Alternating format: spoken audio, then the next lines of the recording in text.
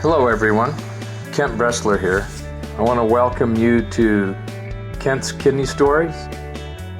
During our time together over these podcasts, I'd like to discuss kidney disease. I'd like to tell you about my journey as a transplant patient, but also talk about dialysis, kidney donation, and just about anything else that might be of interest. Kent's Kidney Stories, podcast endorsed and sponsored by kidneysolutions.org.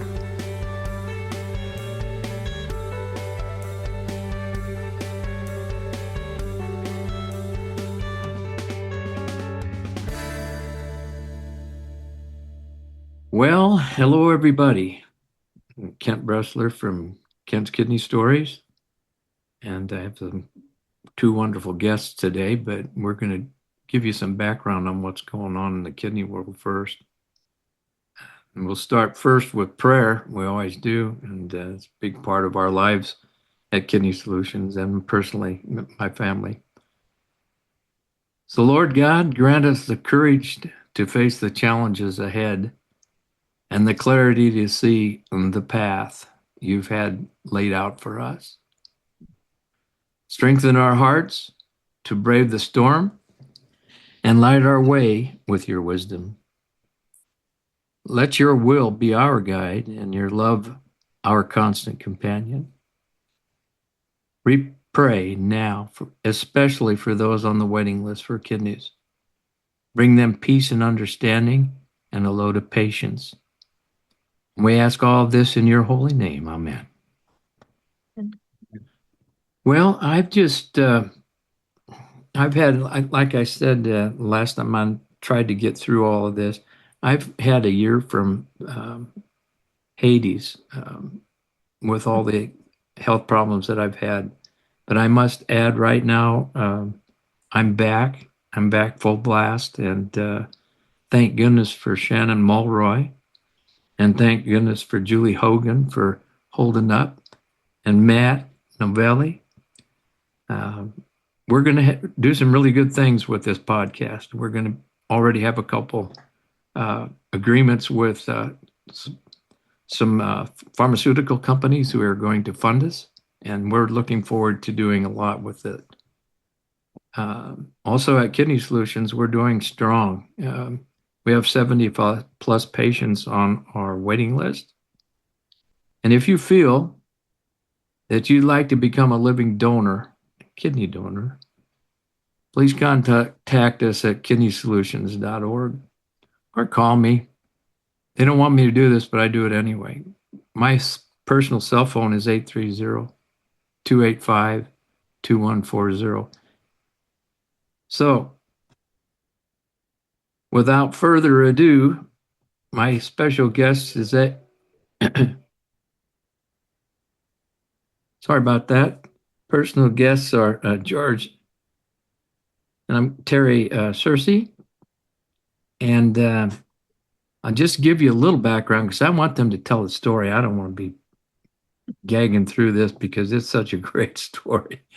Terri lived with cardiomyopathy, which is a big old term for enlarged heart. She did it for 17 years. And then she had a life-saving heart transplant in November of 22. That's 2022. And then on top of that, 3 years later, her husband, George, decided he was going to donate a kidney. And we're going to figure out what in the world, how this all transpired, but we're going to open the floor and welcome to you two. It's a pleasure meeting you, and it's a pleasure having you on our program. Thank you so much, Ken. It's nice to be here with you today. Yes, thank you. We're happy to be here. We had little technical difficulties getting started, but we worked right through it as we're technical experts, right? Yeah, that's right. We're used to solving problems and working through issues. That's what we do. George, tell me before we get started with Terri's story, what organization is it that you have that you work through? Yeah, well, thank you for asking. Yes, after Terri's transplant, and that's part of the story, so we'll talk a little bit about that as we go. But I saw that there was a need for support for the caregivers of organ transplant recipients. And as I discovered, there were not a lot of them out there that were strictly for the caregivers. A lot of groups which had recipients and caregivers together, and a lot of groups focused on the recipients, which is, of course, very, very important. But I really saw that there was a need. So I started an organization called TCH Caregivers Heart, and it started out as a very narrow focus group with just heart transplant recipients and focused just on the hospital where Terri had her transplant. And I quickly discovered that the pool was rather small there. Terri was actually the very first heart transplant recipient at that hospital, which she'll tell you about in her story. Anyway, I opened it up through social media, and today TCH Caregivers Heart is nationwide. We have 238 members as of today from all across the country, from several foreign countries, and we meet 5 or 6 times a month on Zoom, and we just spend time together as a community, talking about those things that really matter to the caregivers. And again, we love the recipients, but they're not allowed. This is strictly something for caregivers. And I think what makes it a little unique is that it's peer led instead of social worker led. So it's somebody who's actually going through the journey at the same time. And it's just an amazing organization. And then as part of that development, I partnered with a group, a 501(c)(3) out of Kentucky called Donate Life Kentucky Trust, and they help support me with my group, and in turn, I'm on their board of directors, and I help support them in all their activities as well. Scratch my back, I'll scratch yours. Yeah, Yeah. great. Terri, Yes. I had a really close friend who was transplanted, had a heart transplant. And that was back in what I call the day. All right. Many, many, Mhm. many, many years ago. One of the very first ones that knew about. He's since died, but left a big impression on me because Right. I've been transplanted for 39 years.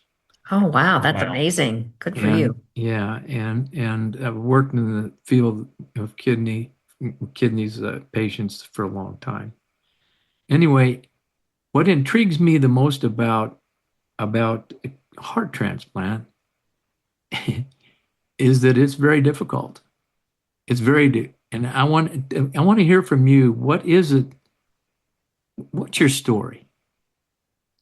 Okay, well, after the cardiomyopathy that you had mentioned, and dealing with that for 17 years, along that journey, I met, I realized I needed more than just a cardiologist. I needed a heart failure specialist. Oh yeah. And that was a huge difference. And so the doctor that I met was a cardiologist and also was into heart failure. He specialized in that. So through the Christ Hospital, then I started following him, and he was my physician, and he got me through all those years until the transplant time. And when we first met, he said, well, you're like riding a wave. And as you ride this wave, you're going to go down a little bit, but a new medication, a new device will become available for you, and we'll take care of that. And then you'll be able to ride a little more. Well, then through those 17 years, I was riding, and I was on the decline and didn't realize how bad, I had gotten. Although we knew my test results were showing that they weren't, and the ones that needed to be going up were going down, the ones that needed to go down were going up. So everything was going in the wrong direction. And Yeah. it was also during COVID. Oh And yeah. so because I had heart failure, we kind of avoided the public during the beginning of COVID. And when I saw my doctor, he would say, I passed the eye test. I look great. Everything seemed to be great, but it really was a false sense of security during COVID because my stamina, everything was diminishing, but I wasn't doing anything. So I felt great, but I wasn't, going to the grocery store. I wasn't doing normal. You weren't living. I wasn't living. Exactly right. Yes. Yeah. And so then it was the late summer of 2022 when he told me, I had reached end stage heart failure and it was time to be referred to the advanced heart failure team, and they would determine whether I needed an LVAD, which is a left ventricle assist device that is a bridge to transport, and it would pump my heart for me until a transplant could be found, or that possibly I would be eligible for transplant at that time. And so we started the testing, and I met with the LVAD clinic and talked to them about the device. And they said, the doctor told me, Dr. Agnostic told me that this isn't the right way we really want to go, but it's on the shelf if we don't get you a heart before then. We would like to just open you once, get you a transplant, and get you on with living. Right. And I asked him at that time, I said, because the Christ Hospital in Cincinnati wasn't a heart transplant center at that time. And living in Ohio, you have Cleveland Clinic, you have Ohio State, and there are a few other places. And so I asked him, well, should I be eligible for a transplant? Where would I go? And he said, well, actually, we've applied to become a transplant center, and we hope to hear at the end of the month. And long story short, they found out that, yes, they qualified, and I was going to be the first transplant. You were the first transplant? I was the first, yes. That's great. Yes. Yeah. Now they had done kidney transplants there for about 50 years. Oh, yeah. And they had a great cardiovascular program, but transplant wasn't on the table until this happened. Yes. Yeah. Great. Perfect timing, like Dr. O'Brien had told me, when you're ready for something, we'll have something for you. And this, it seemed like divine intervention that. Oh, it was. Yes, absolutely. No doubt about it. Yeah. Yes. Yeah. So I know a lot of people have asked me, weren't you frightened to be the first one there? And I said, well, I really enjoyed the doctor. And we checked out the surgeon, and he was, vastly qualified. And he was also from Pittsburgh, and George's family is from Pittsburgh, and we're Pittsburgh Steeler fans, and he was a big Steeler fan. So we thought, okay, well, he's going to be he's got to be all right. Yeah. He's got to be all right. That's right. And so we felt comfortable and confident in him, and we just went with it. It was, go. Of course, he had done them before. You weren't his first time. I was not his first. That would have been a different story. That would he had gotten in a different wagon. Right. Yes, exactly. He and the director of the transplant program had actually started, I believe it was 3 or maybe 4 other programs successfully across the United States, had a wonderful reputation. And again, their cardiovascular team was well known and well respected. And then the addition of those two sort of is what had them go ahead and start the transplant program. But like Terry said, divine intervention. And we have always felt that there are angels in our lives that come to us just when we need them. And we've had lots of them along the journey. Terry and I have been married 48 years and known each other for 50. And, we really felt that Terry called it providence, but that we were in the right place and we were here for a reason. Oh, yeah. Totally. It worked out that way. And it's just. We did our due diligence. We, researched both the physicians and everything, and we felt confident that, it all was going to be well. When you went in for surgery, mm-hmm. Not the evening before, the minute before, when you heard the bang of the doors and you went through and you were there, what was going through your mind? What were you thinking? Sure. George has a picture, I don't think it's video, but I think a photo of me with a smile on my face as they're wheeling me in. And I had my conversations with God, and I felt that, and with George, that this is happening and this is where I'm supposed to be, and the outcome will be the outcome. I just, I gave it up to the Lord. I said, whatever's going to happen is going to happen, and we'll go from there if it's meant to be. And so I really felt calm. Yeah. I wasn't nervous. It was like a calm came over me, and I can't explain that feeling, but I was at peace. and wheeling in, it was like, okay, let's go. And, Yeah. Yeah, You the know, we picture had, she's talking about has become kind of iconic. I mean, it's her with all the people around her, and they're wheeling her literally out of the Mhm. CVICU with her Impella heart pump and taking her to surgery. And she's got just this beautiful smile on her face, Yeah. and she just looks calm. And it's because that, just like she said, she felt like we were in the right place at the right time, and it was going to happen the way that it was supposed to happen, and we were good with that. I had asked that question several times to several people who've been transplanted, and that's Mhm. pretty much the way it goes. And we Yeah. stress that in our support group. When you're ready, when you go through the door, you should have been prepared, and we'll help you be prepared to do that. But Right. when you're there and you've said your prayers and you've turned it over, you got to mean it. Right. Then Yes, that's absolutely. when you get the peace because Yes, you win either way. exactly. Right, Yes, You right. win either way. No matter right. what happens, you're a winner. All Yeah. Right, right. right. And now when Absolutely. I look at you and I say to myself, here's another one.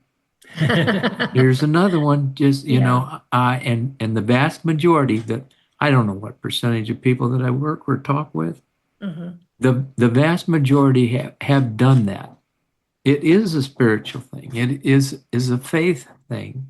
Hmm. And I'm sure glad to hear what you said. I really do Oh, appreciate it. thank you. And it just was an amazing feeling, that peace. And Yeah, I wasn't nervous. I didn't cry. It was, I was nervous. yeah, I'll he was bet very you nervous. were.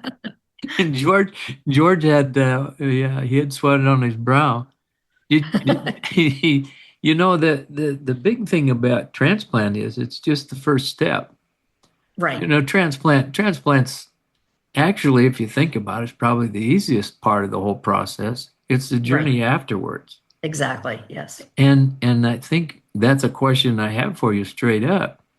How have you done taking care of yourself? It's evident you've done very well, but Yes. what kind of program have you followed? Um, just followed what my heart told me to do, really. I mean, I did the cardiac rehab when I Of was course. supposed to and went through that. Um, because we were still in the midst of COVID in 2022, but I had a home nurse came to draw my labs and to do other things, and we get a call a couple days later that she tested positive for COVID, Yeah. and so I was like, no more. Nobody's coming in this house. I don't want OT. I don't want PT. Show me what I need to do, and I'll do it on my own. So I just kind of thought, it was a lot on George. He had to do everything for me. I couldn't get out of bed. I couldn't, go to the bathroom. He did everything for me, and he was a godsend. I mean, he is a blessing. He is the standard which all caregivers should be held to. But it was a lot on him. But he stepped up and he did the job. And my recovery was probably slower because of that, but I was okay with it. And I would set little goals for myself, by, this time I want to be able to do this, a little further down the road, do that. And I just met those goals on my time frame and went with it. What kind of medications are you on, if I might ask? Sure. I take uh, tacrolimus, and I was taking mycophenolate, but they've taken me off the mycophenolate now, and I'm on sirolimus. At my 2-year checkup, when they do the left and right heart casts and they do the biopsy, they found that I have CAV, which is cardiac. Cardio allograft Yeah. vasculopathy. Yes, yes, which isn't something you want to hear. But so far, it has not progressed. The sirolimus and upping the uh, Atorvastatin. the atorvastatin to a higher amount has helped keep it in line. So that's all we can hope for once you get that diagnosis, that you don't get it doesn't advance Yeah, some quickly. of these inflammation processes that they're very prevalent now. They weren't when I was transplanted. I mean, Right.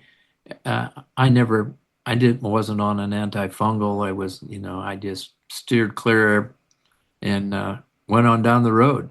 Right. And Now she was on antifungals and antivirals, Mhm. for the first 6 months, and then Mhm. she's had a couple of bouts with CMV that she got from the donor heart and has had to go back and forth with those. Um, Yeah, yeah. And this whole process, everybody thinks, well, you got a transplant, you're good to go. Well, you are. Exactly. Right. You're good to go. The problem is that you got to be able to go. And Yes. Yes. you can't just willy-nilly say, well, I'll just take my medicine and or do this or that. You have to Sure. be very strict. Yes. Your whole life changes, and it changed for my wife. I can tell you that right off the bat. Sure. And because we've been married 56, and I don't know what I'd do without her. Yeah. And like I said, I had this trouble for a year and a half. As you grow older, things happen. Right. Right. You get AGE, and once you get AGE, Katie barred the happening. door. Yeah. Right. Yeah. Yeah. Right? Yeah. Right. So But so i- is there anything else that you would recommend someone who's going through this? Because I have a very good friend that was on LVAD, same track as you. Matter of fact, I'm right. going to connect you to. I think you would enjoy Okay. talking to Sure. each other.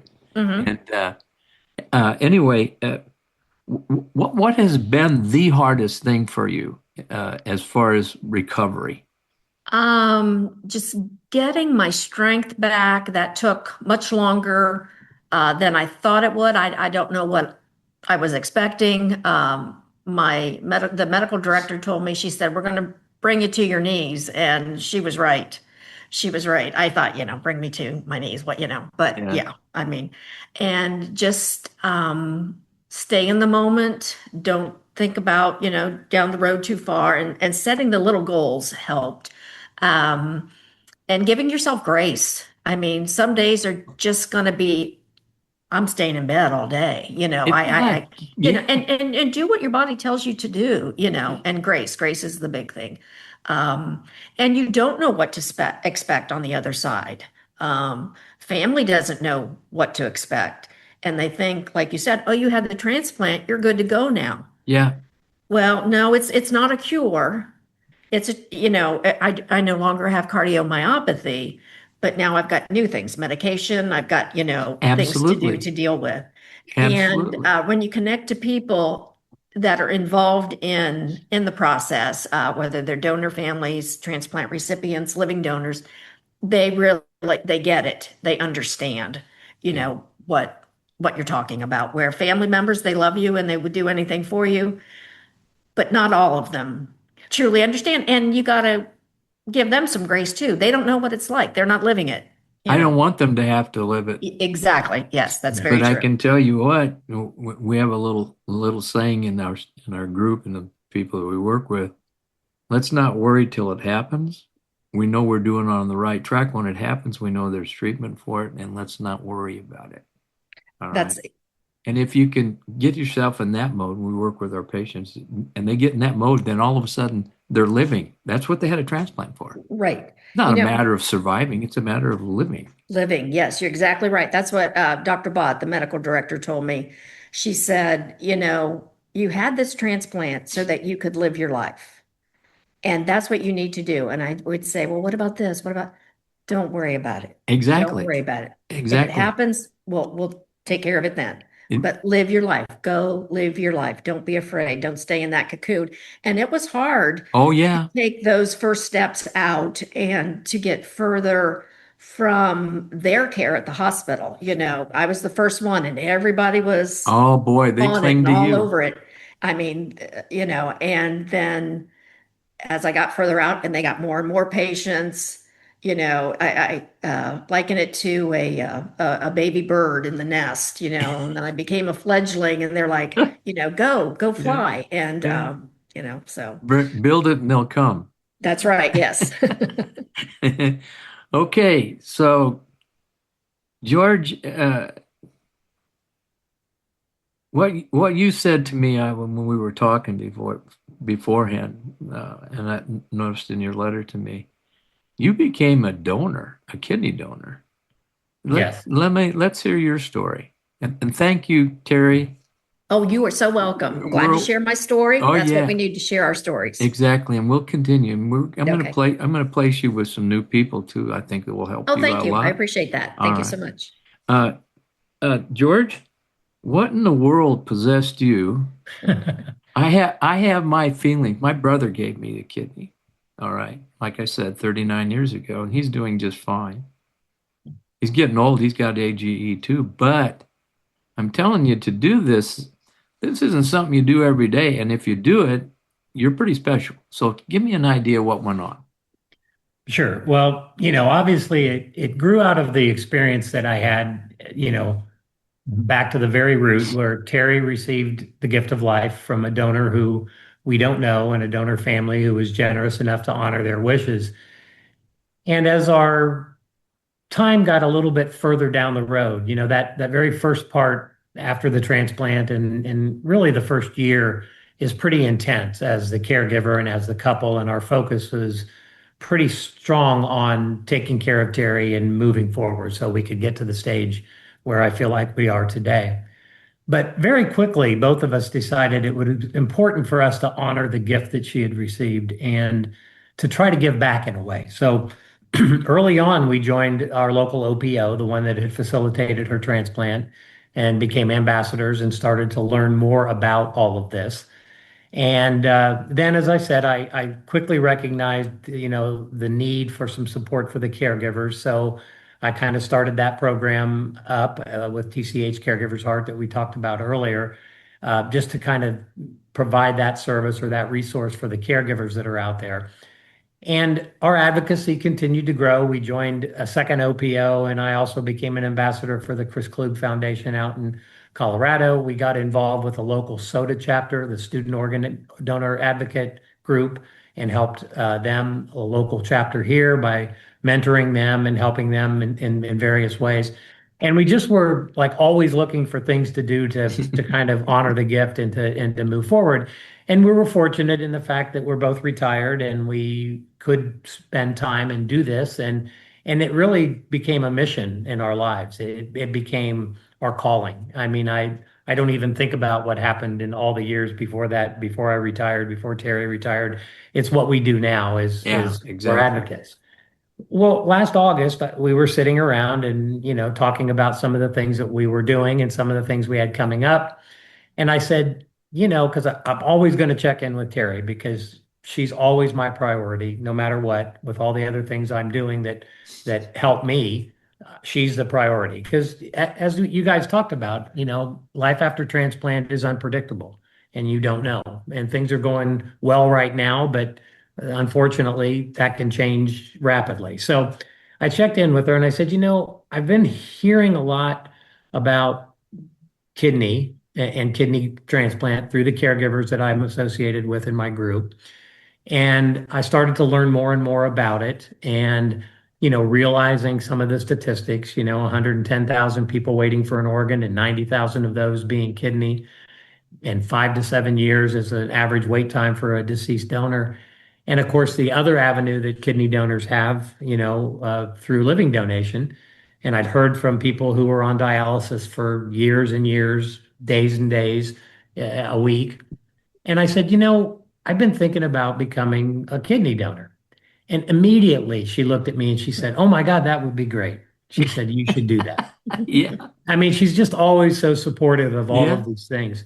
And I would never have even considered it. So anyway, I literally picked up the phone and I contacted the local center and I started to find out and educate myself about the process. And I decided ultimately that it would make sense and sort of be a full circle moment to donate back at the Christ Hospital where Terry had received her heart. And so I contacted them there. I said, "Here, I'd like to do this, and what do we do?" And of course, the testing that started. And I thought, this was August. And I thought, well, it's August. I said, by October, November, I should be able to donate, right? Well, I was wrong. I didn't realize how extensive the testing was and needed to yeah. be. And I discovered how much the focus is on the donor in terms of their health and how they'll be afterwards. And I had a little bit of that AGE that you talked about as well. I Yeah, was yeah, 67 years old when I donated. So there were some extra tests that I had to go through. And, the whole way through, I kind of thought, well, if nothing else, I am going to have an absolutely amazing physical. And if there is something going on that I'm not aware of, I'm going to learn about it. And I said, that's the least of what's going to happen. And if I'm fortunate, I'll be able to donate. And so I went through the testing, the extra testing, all the things that they do. And it was just, again, another one of those moments that was divine intervention. It was on the third anniversary of Terry's heart transplant that I got the unbelievable. call from the transplant coordinator that says, "You've been approved. And when do you want to do this?" And Yeah, that was in November of 25, November 6th of 2025. Um, and we took a look and I said, I'd really like to get this done before the holidays, but after Thanksgiving. So we settled on December 2nd of 2025 and we set it up. And I had been looking at profiles of people who were waiting for kidneys and because I had the option of donating to someone or trying to donate to someone if I were a match or of course going with the national registry or going to the list that they had there of candidates. And I wanted to do it at Christ Hospital. It just felt like the right sure, thing to do. absolutely. And so Yeah, I went to them finally. I said, I can't decide everybody's deserving. I can't decide. So no, you go and tell me who is the best match medically that's going to have the best possible outcome. And I let the experts make that decision. yeah, that's a So I great. donated altruistically, Yeah, but yeah, to the list at the Christ Hospital. yeah. See, that's the joy of donating. I mean, either way, you're going to give up an organ. You're going to give it to somebody who needs it. Right. And Right. and I think I always reflect on this when I talk to donors. The biggest thing about donating is they're not going to jeopardize your life. No. Right. All right. I mean, it's not like, oh, they're just going to take it and then that's why the uh, medical workup is so extensive. Yes. Because Exactly. if they take something from you like a kidney and you're, like you said, you can have some real serious things go wrong with you, and then if you don't have the kidney support, you're in trouble. Right. So their Right. their whole function or whole focus is to make sure that the donor is going to be okie dokie. That's Right. right. And I've shared that in a number of different venues where we've had the opportunity to speak about this and a couple of panels I've been on with people who are potentially thinking about becoming a donor and I really emphasize that a lot because the focus is 100% on the donor. And Absolutely. I mean they told me literally up until the time they put the mask on me to put me under, you can change your mind. And that never entered my mind. I mean, No. the biggest thing that I feel is gratitude, frankly, gratitude that I was able to do this. This Yeah, was just something that needed, again, somebody is living a better life today because I was able to do this. And I don't look at it like because I was, generous enough to do this. I don't look at it that way. I recognize and I honor donors, living and deceased, because I understand how vital that is. Um, but I have a hard time when people look at me that way. It doesn't feel that way. I didn't do it for that. I did it because it was the right thing to do and I could help someone. And it seemed like the natural progression of our journey, yeah, frankly. absolutely. I mean, it kind of put everything in perspective and it finalized everything for you too, right? Right. Now you just Right. move on. Move on. You're doing what you need to be doing, and you don't. That didn't come over you. That was again God's Right. intentions were for you to be right where you're at right now, Hmm. Yes. and you're Yes. taking advantage of it. Yeah, and it gives us the opportunity to share our story, which we did from the outset because we thought it was so important to create awareness, about the need for organ donation. But now we add that second wheel, that we can talk also about the opportunity to become a living donor and how that can help, shorten the wait for those people that are waiting the longest and also sort of help the next person on the list. By me donating to somebody, the next person on the list moves up a little bit and gives them a better That chance. gives them some, that gives them, yeah, Yeah. moves them up. I don't And have any issues with anything you've said at all, nothing at all, because we've experienced it. And yeah, again, it goes, you know, I talk to my brother a lot, and we're a lot of distance away, and we visit a lot. And I keep going back to the idea, why'd you do it? And he said, I don't know. I really don't. And that it's okay. But you know, mhm, you got to.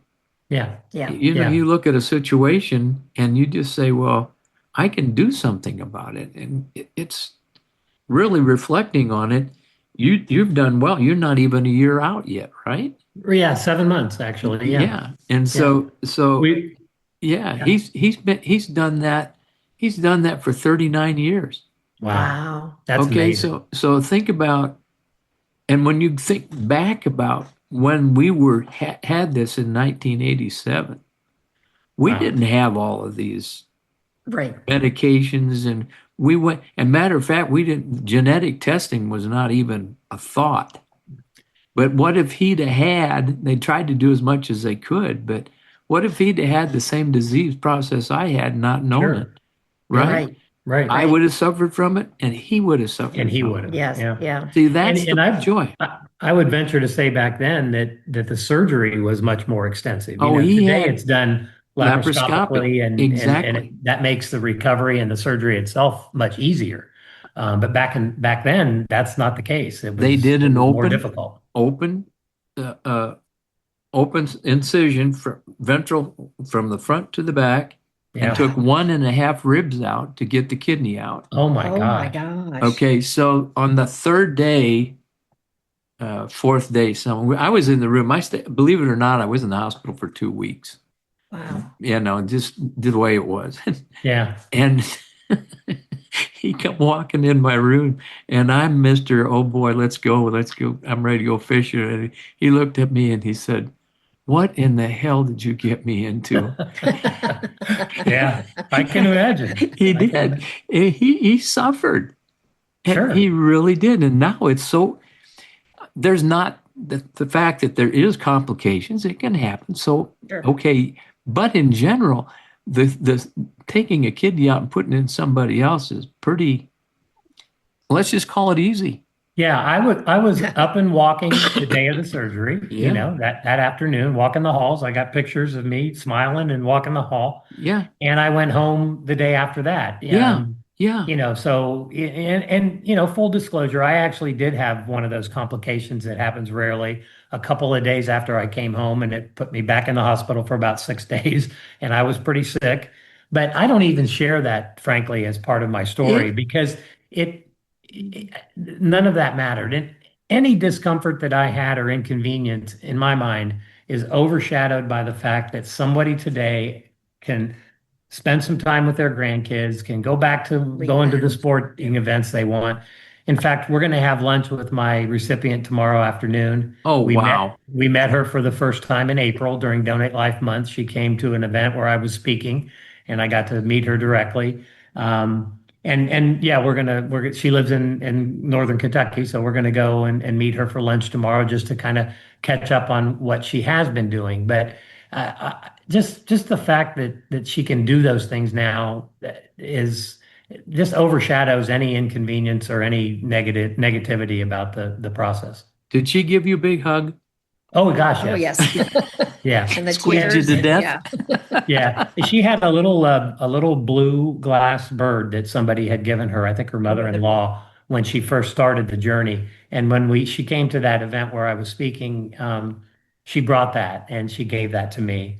And I have it now. It's in a place of honor. And Terry and I were just in Denver a couple of weeks ago for the Transplant Games of America, and I was sure to bring that little bird with us, and so Sure. I could get a picture and in front of one of the kidney booths there, and send that back to her. And then we've got some pins from the transplant game we're going to give her tomorrow. But yeah, it's like everybody says, the person that's your recipient, in a situation like this becomes almost instantly becomes family. And As And it it turned should be out, that she way. happened to be 9 days older than me. So I tease her that she got a young man's kidney because Yeah. Absolutely. Yeah, let me look at my brother. He's 2 years younger, and I told him. And there then you go. I had a cancer this following year. I had a cancerous tumor on his kidney, and I told Oh him the other wow. day, but it all worked out. They Okay. ablated it; it's gone. And I told him, I said, "You give me the wrong kidney." Well, that was another thing about the process. I mean, I did the scan, the CT scan, and they said, I said, well, what are you looking for? They, well, we want to, and we're going to measure the size, and we're going to see exactly where everything Mhm. is, and then they measure the function, and they measure the function of each kidney, and they say, we're going to leave you with the one that works the best. And I'm like, oh, well, gee, That's what I'm talking about. yeah, they're Yeah. going to take care of you first. Absolutely. That's what I'm talking about. People are scared that they don't, there's a lot of A really lot of misinformation out there. absolutely. And I think that's the hardest thing because living donation isn't up, it's down actually. Yeah, And Yeah. I think it's a precursor to the fact that we don't stress it enough. And like you said in your letter, there's a phenomenal need, extraordinary need for living donors. yes, Absolutely. We don't have them because they don't know they can do it. right, Right. right. Yeah. Yeah, I think most families, until it touches your family, by a friend or a family member, you go on about daily life and you don't think about it necessarily. And then once you're in this world, the transplant world, the, living donor world, you see the signs, you see the yard signs, and you think, my gosh, these people have to market their need. Yeah. Yeah. They shouldn't have to do that, but No. they have to promote it for awareness There's a because people just aren't aware. plenty of room there, Terry Yeah, yeah. and George. There's plenty of room for everybody to jump in here and work on that. right, right. Yeah, Yeah, And I and think it that's why hit. we're so adamant about opportunities, and we appreciate so much the opportunity to share our story. If one person hears this and says, you know what, maybe I could do that. Maybe I should look into Absolutely. that. That's Yeah. that's well worth the effort of having these conversations to do that. And I When just I didn't mean to cut you off, oh but no, that's that's okay. the way I do it. If you, when you're done with this, when we're done with, we're going to kind of gear up to finish off here. Sure. This is going to be your podcast. Oh yeah, it's mine, but it's not syndicated, it's not copyrighted, and you will be provided a copy of it, and Great. thank you. I want you to use it, Oh, we and will. just Absolutely. I mean turn it loose and say, hey, I got to speak to a fellow at Kidney Solutions. They do a job of working. We're a mentoring organization. All right. You want to learn about us, you go on kidneysolutions.org, right? Right. Hmm. Or use my phone number. They don't want me to give you this. I'm going to give it to you anyway. 830-285-2140. I am also retired and this is all I do. And Yeah. there's no fees that we don't charge anything. Everybody that is in our organization are volunteers, either donors, recipients, or Hmm. looking for a kidney.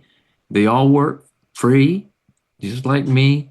So every donation we get out of the public or out of grants goes right back into the patients Right. and the Great. donors. Well, I'll be happy to share this with, my social media groups, but also with my caregiver group. Like I said, I have Absolutely. 238 people from all across the country, and they were very interested in my decision, even though they're caregivers and they're all different organs. They were very interested in my decision to be a living donor and wanted to know a lot about it. So any avenue we have to educate people, we need to take. I don't want to take any of your thunder away, but we do at Kidney Solutions. We are in the infant stages of doing a caregiver support group. Oh, good. All Good. right. And I'm going to call on you. I'm going to call on you to give us some advice on how we do it. Absolutely be happy to help. All right. I'm going to put you in touch with the gal who, it is a patient taken care of by the patients. Great. We come on and get them on, and then we leave. All right. Right. And they're struggling, but everything you struggle till people find out about it. All right. Right. So Yep. there we go. All right. I'll tell you what. Uh, I want to do some more, but I don't want to do anymore, if that's okay with y'all. Sure, Sure. You know what absolutely. I'm saying? Yes. Yes. This has been a very constructive interview. I've really enjoyed it, and there's no way in the world that I can forget you now. So you become part of the Kidney Solutions family. Oh, well, Well, thank thank you so you. All much. right. And we will have you come in to our support group that we have every Monday night, and I'll just let you blab on. Oh, I- and he loves to do that. Oh, So, he's good at it. We're brothers. We may be just for sure brothers. Yeah, absolutely. Yeah, and Okay. I'd be happy to do that. So I want to, anytime. we're going to do it. We're going to do it. And we invite you. We used to have an all Dorgan owner support group, but Right. it's kind of gone. We've just kind of started concentrating. We have so many patients now where Oh yeah, yeah. our sure. database is Especially kidney. over 900 people. So Wow. we, I just wanted to, I don't want to take any more away from this. This has been a great interview with you guys. Well, I thank Thank you you love, so so much. much, Ken. We love, appreciate it. love you both. And you have my number. I told it to you, right? Yep, I've got it. Okay. And I want to keep this line of communication open. And I'm Sure. going to, for sure, get you in touch with a really good friend of mine who had a heart transplant. Great. Thank you. I appreciate that. All Thank you. right. And then she needs somebody to talk to. All right. And I will be more than happy to listen and to share with her. Oh, it'd be great. I'll get it to you. I got it. I Okay, got great. it Thank you, done. Ken.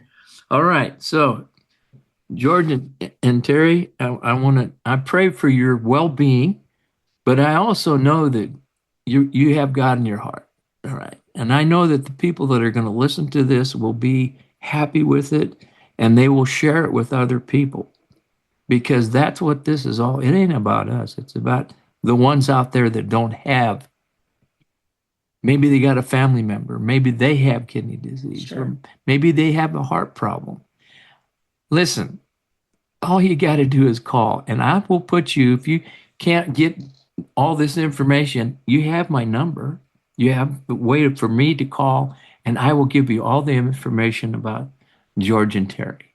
Absolutely. Thank you. Every person who calls me, that means that we're making inroads. That's right. All They've right. shown an interest. We will. Absolutely. No, Absolutely. and like you say, God, it's God's intention for us to be doing what we're doing. All right. And I Amen. praise God. I praise God every day that He's afforded me a chance to continue.